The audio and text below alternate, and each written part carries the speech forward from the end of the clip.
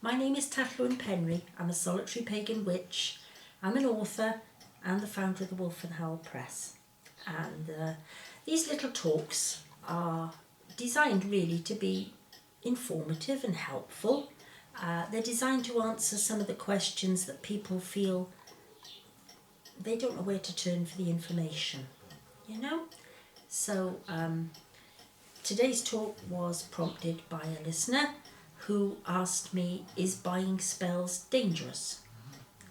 If you can hear buzzing, this is a blue bottle. Can you hear it? I can. Unbelievable. Anyway, is buying spells dangerous? Well, people have always bought spells. So it's certainly a traditional thing to do. The difference, I would say, nowadays with the internet is that whereas years ago people would buy a spell on somebody else's recommendation, in other words, they wouldn't buy a spell from a total stranger. Usually somebody somewhere would have told them about the person, and also they might have recommended them. They might have said, oh, well, you know, I bought a spell from Mrs. So-and-so and it worked for me, why don't you try it? So there is a big difference, I think, between going and buying a spell from somebody who might be a friend of a friend and from buying a spell from a total stranger on the internet. Yes, there are certain problems with buying a spell, and I'll come to those in a minute, but let's talk about the whole nature of the relationship between the person selling the spell and the person buying. If you are recommended to somebody, well, that's one thing. If you hear about them through word of mouth, they may not be recommended, but you happen to hear it, you know, well, that's, you know, at least you know who they are, where they are, and you have to turn up at their house to go and buy the spell, so you know where they are.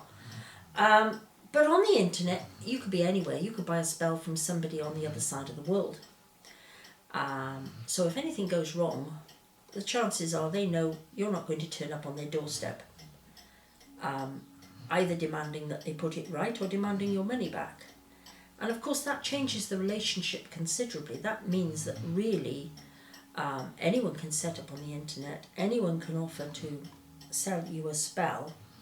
On their website you might find there are testimonials saying how wonderful this spell has been, but of course you don't know whether they wrote that testimonial themselves. So the whole relationship, if you like, is fraught with problems. Now, personally, I do not like the idea of buying a spell. It's not so much that it's dangerous as that I think it's asking for trouble. And I'll try and explain to you why. First of all, you don't know whether the person selling you the spell is what they say they are. They may just scribble out any old bit of rubbish on a piece of paper and say, here's the spell, give me my money.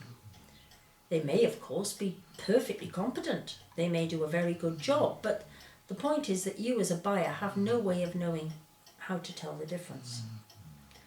You don't even know, if they are competent, whether in fact they have cast a spell for the intention you ask. You may ask for a spell to help you find the love of your life, and they may send you a spell, I don't know, that makes you change jobs when you didn't want to leave your job because you were perfectly happy in it. There are all sorts of things, and this again is traditional because up in Finland, where the people there were extremely famous for selling spells for the weather,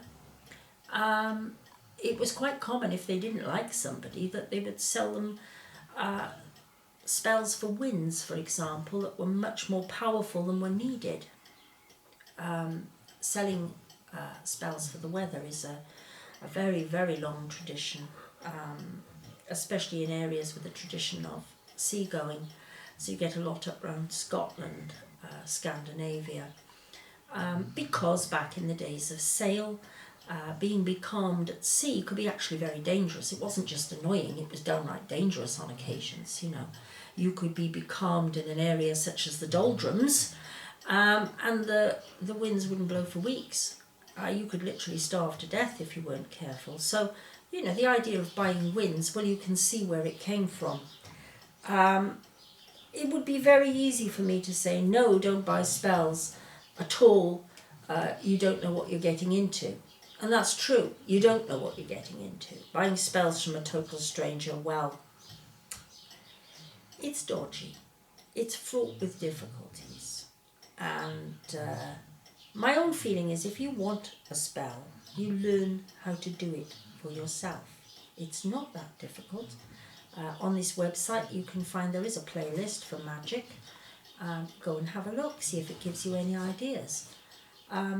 Don't rely upon other people's spells, not even books of spells. And I'll tell you why. This is because nobody else is you. You are unique.